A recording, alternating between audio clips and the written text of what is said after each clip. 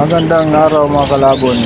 Mga kalabon, update tayo sa ating ibon na binubuli ng kanyang mga kasama mga kalabon. Ito yung ibon natin mga kalabon na inatake ng daga. Nawala ng isang paa mga kalabon pero nakasurvive siya at nabuhay. Pero ngayon mga kalabon, binubuli ng kanyang mga kasama. Noong una mga kalabon, inlagay ko to sa kulungan ng mga kids. Okay naman siya doon, pero kaso lang yung kids binubuli niya. Kahit isang paa lang siya, isang paa lang atila niya.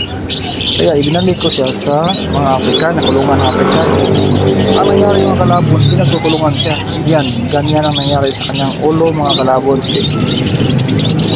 Buti nabutan ng mga kalabon at buhay pa. Siguro hindi ko ito nabutan, sigurado ako wakawat patay na to. Matay itong ibon na ito mga kalabon.